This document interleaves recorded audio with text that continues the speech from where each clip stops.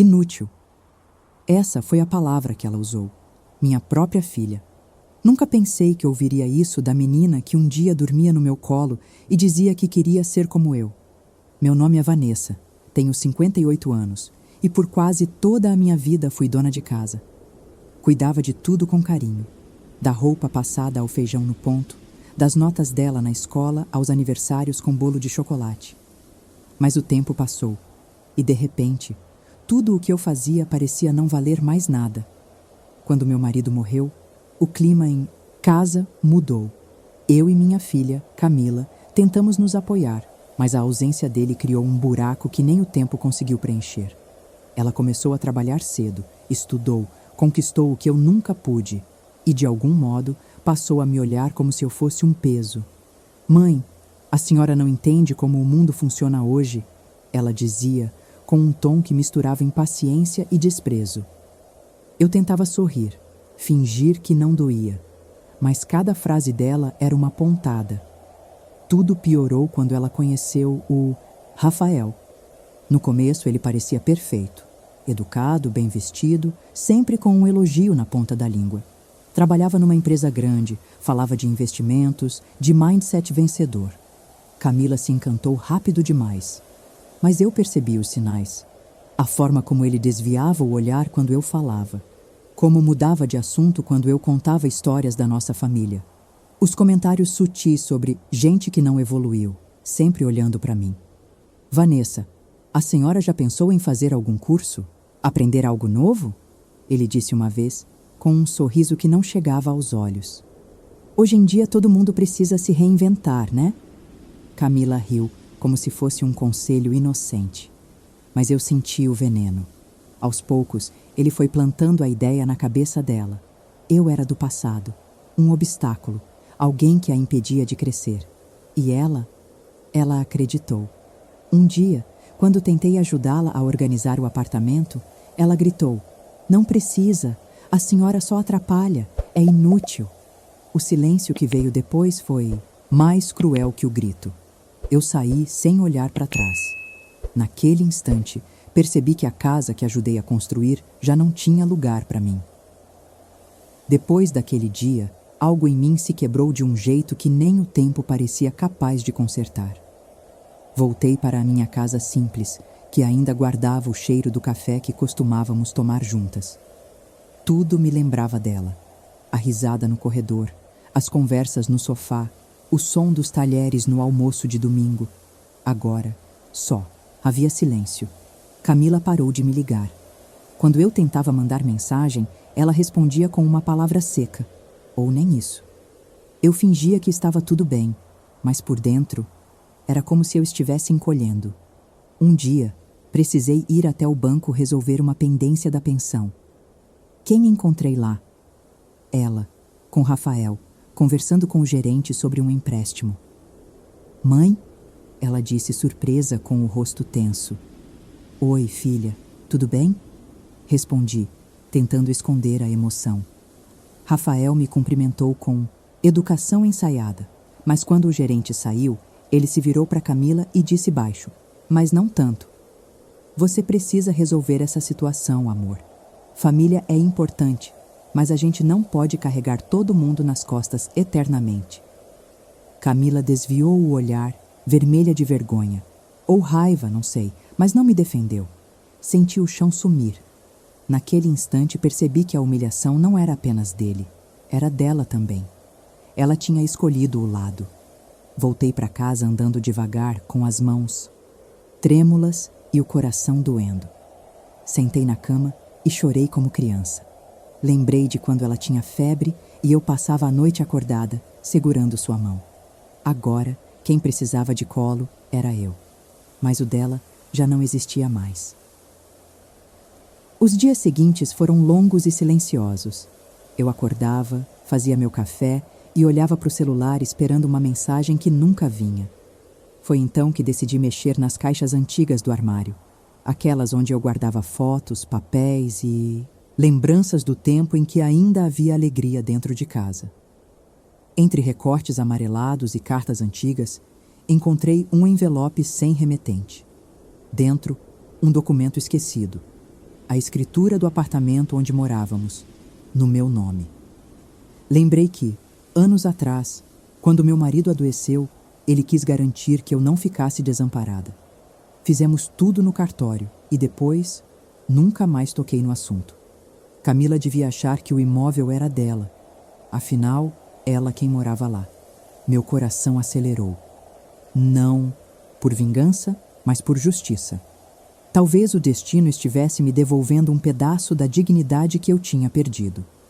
Peguei o documento, respirei fundo e pensei: talvez seja a hora de parar de chorar e começar a me erguer. No mesmo dia, fui ao cartório confirmar tudo. O atendente olhou os papéis e confirmou: Dona Vanessa, este imóvel está em seu nome, sim, e sem nenhuma pendência. Saí dali com as pernas bambas, mas o coração cheio de força. A vida me tirou muita coisa, mas também me deixou essa chance. Não sabia ainda o que faria, mas pela primeira vez em muito tempo, senti que o poder estava de volta nas minhas mãos. Se você também está sentindo essa virada chegando, aproveita e se inscreve no canal. Ainda vem o melhor dessa história.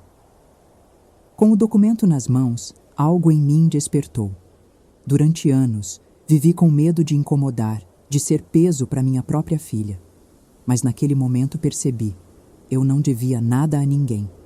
Voltei para casa, respirei fundo e decidi agir com calma. No dia seguinte, bati na porta do apartamento que ela achava ser dela. Camila abriu, surpresa. Estava com a mão na barriga. Um gesto discreto, mas que eu, como mãe, reconheci na hora. Mãe, o que a senhora está fazendo aqui? Vim conversar, filha. Precisa ser agora. Entreguei o papel. Ela leu, primeiro confusa, depois pálida. Isso não pode ser verdade.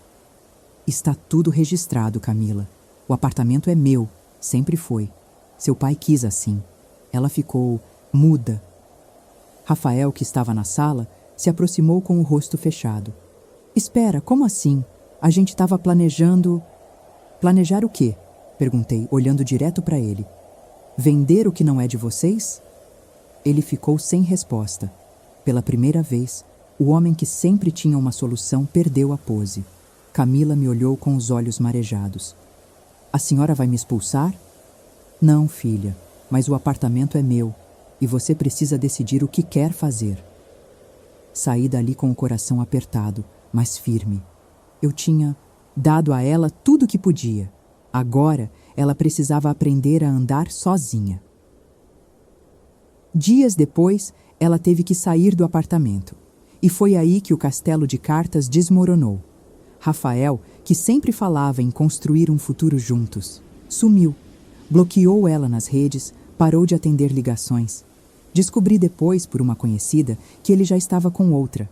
Camila ficou sozinha, grávida, sem apartamento, sem apoio. Enquanto isso, eu recomecei. Reformei o apartamento, plantei flores na varanda e me inscrevi num curso de culinária para idosos. Cada bolo que eu assava era uma pequena vitória, um lembrete de que ainda havia vida em mim. Ela, orgulhosa demais para admitir o erro, sumiu por meses. Mas o mundo dá voltas e a vida cobra. Passaram-se quase 6 meses desde aquela conversa. A solidão já não doía tanto.